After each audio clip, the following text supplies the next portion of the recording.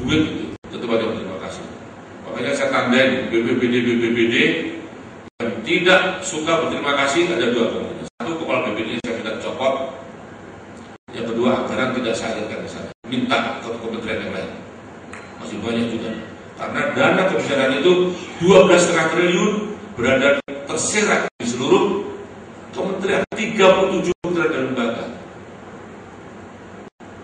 Yang di BNPB hanya 4,5 triliun. Artinya masih sekitar 8 triliun masih berada di kementerian lembaga lain. Jadi tinggal gampang aja. Benar, saya tidak ngancam. Anda di sini ele-elean, saya udah keluar. Yang nggak bisa saya kata jangan unsur pengarah ini. Sebenarnya ada unsur pengarah yang saya nggak suka. Jadi sebetulnya kita harus satu. Intinya satu. Kalau BPBD saya akan lapor gubernur. Kalau nggak bisa mengerjakan dengan benar. Nah, rapat koordinasi semacam ini adalah bagian dari leadership saya untuk menjadikan Anda satu. Kita ini orang birokrat, kita bukan LSM. Jadi memang harus satu, memang harus hierarki. Tidak ada di antara kita horizontal, hierarki. Puncak hierarki itu saya. Kalau ada apa-apa kesalahan dari saya bertanggung jawab. Saya dapat laporan dari para deputi bahwa masalah penyerapan untuk anggaran RR masih memprihatinkan. Mari kita bertekad untuk bisa menyerap itu. Karena apa? Tadi Pak Gubernur juga menyampaikan bahwa kalau kita dapat dana RR ataupun dana yang lain kebijakan ini, itu bisa menaikkan APBD, menaikkan apa tadi? Pertumbuhan ekonomi setempat. Nah, ini betul-betul terjadi sebuah ideologi dari RR kita, yaitu build back better atau build back better terjadi. Nah, khusus untuk Sumatera Barat yang dinyatakan sukses Pak Gubernur, saya mengapresiasi dan kita berikan tepuk tangan untuk Pak Gubernur. Dan saya tahu betul bagaimana ketangkasan beliau untuk selalu memberikan laporan kepada saya sehingga saya mendapatkan informasi apa itu. Dan kepemimpinan transformatif saat ini adalah kepemimpinan yang detail. Jangan saya policy, Anda punya policy, begitu policy, tidak bisa. Jadi kalau Anda punya policy, tolong Anda kawal policy itu sampai menjadi kenyataan. Itu pemimpin sekarang. Dulu tidak. Mengapa? Dulu IT terbatas, komunikasi terbatas. Nah, sekarang kapanpun di tempat tidur kita bisa. Kok tadi juga terbukti bahwa kantor bisa di rumah. Pak Gub, BNPB itu juga belum punya kantor. Makanya saya mau nyontoh, nanti saya mau kantor di rumah kayak Pak Gubernur. Jadi para yang lain kawan menghadap saya di rumah nanti, nggak perlu ya kan. Bahkan kami ini di mana kantor kami sekarang sudah mau diusir. Saya sudah bilang kepada satu menteri yang punya tanggung jawab itu, Bang, nanti kalau aku diusir benar, aku mau bikin kantor di depan istana, pakai tenda sekalian. Jadi urusan kantor mengantor itu ternyata itu adalah sebuah apa ya, lebih kepada batin. Kantor itu ada di dalam batin kita. Dan dalam era yang sangat canggih seperti ini, maka kantor itu berada dimanapun secara geografis. Yang penting Anda bisa mengendalikan. Sebagai contoh saya beritahu kepala BPD sekalian, mengapa Anda saya ajarkan di sini? Coba Anda bayangkan. Saya dari mulai minggu yang lalu itu belum pulang, ya kan? Kemudian pulang dari sini tanggal 30, tanggal 1 persiapan saya karena tanggal 2 harus menjadi presiden di Australia. Pulang tanggal 4 sore, tanggal 5 saya melaksanakan panggilan keagamaan saya umroh sampai 12. Kapan saya ketemu sama Anda? Ini sudah bulan Juni yang harusnya kita melaksanakan rapat pengasahan dan pengendalian. Saya pulang 12 Juli. Nah, Anda tahu kan saya ini bekas tentara. Yang namanya waktu itu bagi saya sangat berharga. Dan saya kira semua agama juga mengatakan itu, termasuk agama Jawa. Agama Jawa itu mengatakan ada bertorokolo, bertara-kara, itu waktu. Orang bisa rugi karena waktu. Dalam Al-Quran juga sampai Allah bersumpah juga itu waktu. Maka kita ambil praktisnya. Saya mohon maaf bagi teman-teman sekalian. Apakah Anda tidak bangga saya jadi yang di Batuan Prajo Monas? Bangga nggak kalian? Jadi kalau ada di sini juga ada rakor. Itu ada renovator seorang pemimpin. Anda pikir nggak capek duduk 3 jam ya kemarin itu? Aku nomor 22 tahun dan tidak boleh sandar, raja kok sandar.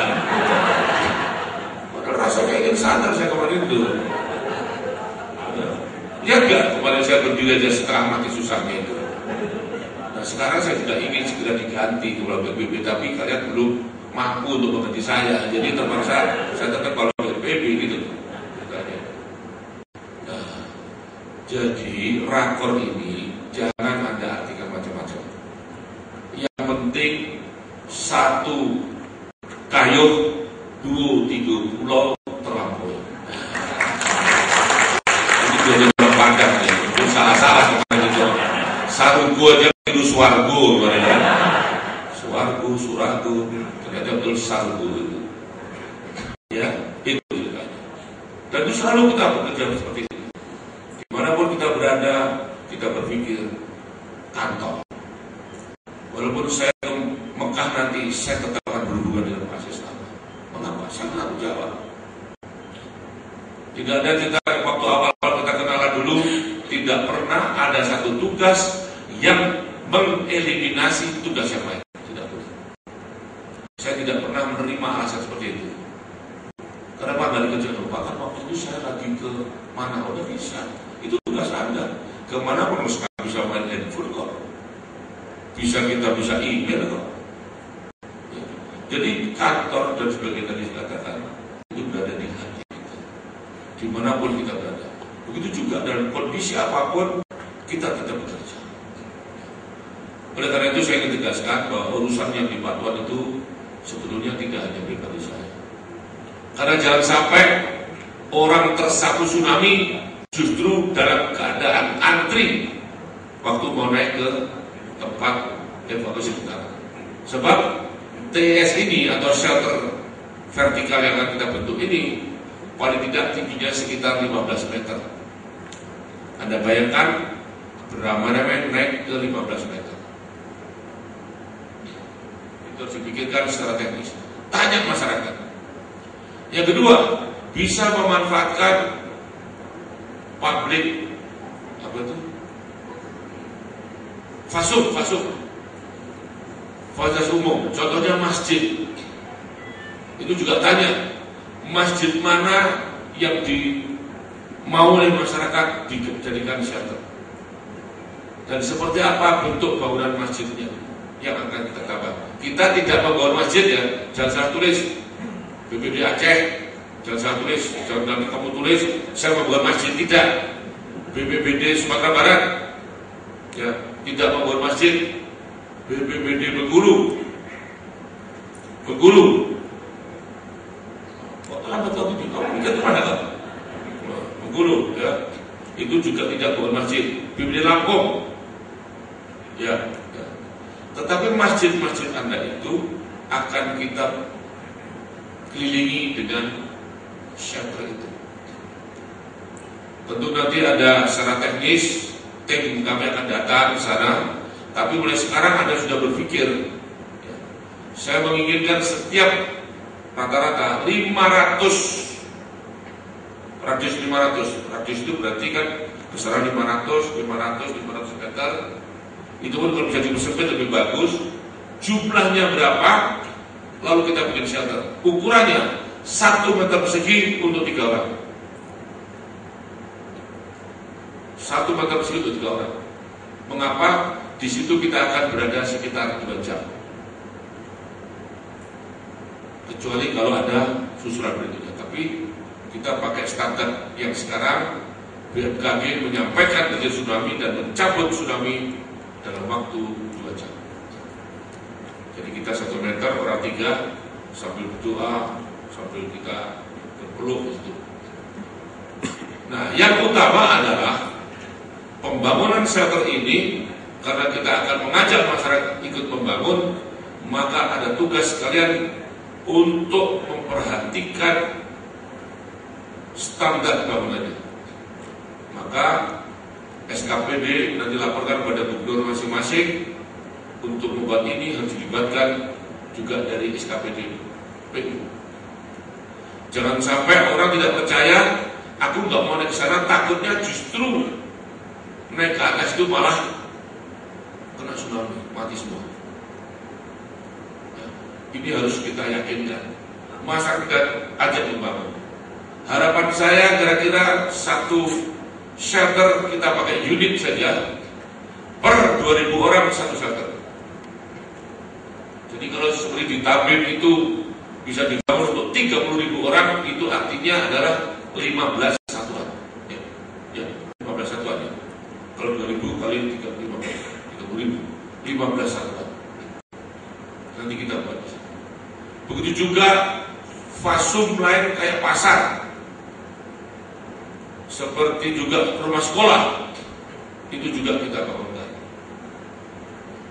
Ini ulang lagi adalah chain atau cincin tingkatnya dini untuk tsunami. Untuk tsunami, bukan untuk gempa, untuk tsunami. Yang lain tetap kita perhatikan. Misalnya untuk gunung api dan itu pakai yang lain. Tapi kali ini saya bicara untuk tsunami. Yang lain-lain dari yang lain tidak usah iri, karena kalau iri maka tempatmu harus diciptakan tsunami. Tidak mau kan? Nah, kita bikin yang lain. Tetap kita lakukan. Tsunami ini, saudara sekalian, nanti tiap-tiap daerah akan kita berikan informasi berapa golden time kita. Untuk Sumatera Barat sekitar berapa Pak Wisnu? Sumatera Barat 23 menit, 23 setengah atau 23 pas? 23 sampai 30 menit waktu kita patuh. 23 sampai 30 menit masyarakat yang terpapar sekitar 300.000 di zona merah. Itu harus bisa naik ke atas. Anda bayangkan lari menuju ke shelter dalam tempo sejak gempa sampai kita lari itu berapa menit? Itu dihitung. Kepala BPBD segera mengumpulkan secara teknis memanfaatkan segitiga tadi itu. Ada pemerintah, ada masyarakat, ada pengusaha. Masyarakat termasuk LSM, termasuk kelompok profesi, termasuk juga dunia pendidikan misalnya. Itu diajak bicara semua. Saya menginginkan bahwa dengan bencana ini akan muncul juga industri strategis khusus untuk bencana. Jadi membuat sirine bikinan orang Indonesia sendiri. Membuat jumlahnya belum saya beritahu. Mengapa? Kita masih negosiasi. Dari mana negosiasi itu diwujudkan? Dari hasil kajian tadi.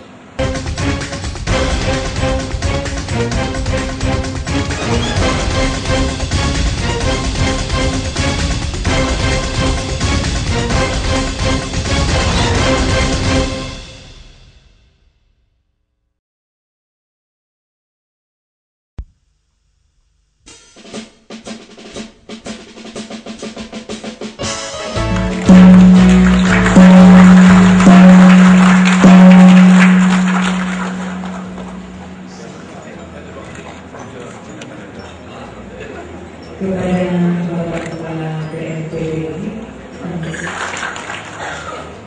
Hadirin di berjuang demi panggilan kemanusiaan, gerak terpadu beritanya masyarakat dan dunia usaha demi negara, wujudkan cinta menuju ketakbuhan bangsa menghadapi bencana.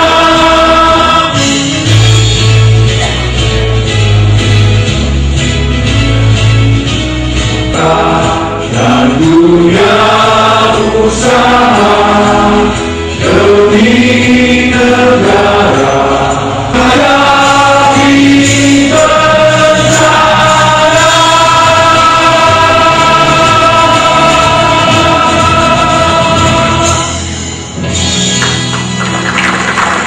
hadirin disilakan duduk kembali. A'udzubillahi minasyaitonirrajim. Bismillahirrahmanirrahim. Allahumma inna nas'aluka khaira ma fi hadzal nahari wa ma ba'daha. Pengendalian, penyelenggaraan dan penanggulangan bencana di daerah. Oleh karena itu ya Allah, ridailah acara kami ini. Ya Allah, ya Tuhan kami, dengan segala menatap, lidah kami salah berucap, telinga kami salah mendengar. Tangan Allah ya Malik, Engkau adalah Tuhan kami, Tuhan pencipta. Bimbinglah kami dengan hidayah-Mu. Berilah kami kemampuan untuk melaksanakan tugas-tugas yang bertengger di pundak kami padamu. Ya Allah ya Qadir, limpahkanlah kasih sayang-Mu kepada kami. Jangan Engkau biarkan jiwa dan raga kami menjadi sebab datangnya musibah dan bencana bagi orang. Akhirati hasanatan wa qina azabannar. Subhana rabbika rabbil izzati amma yasifun wa salamun alal mursalin walhamdulillahi rabbil alamin.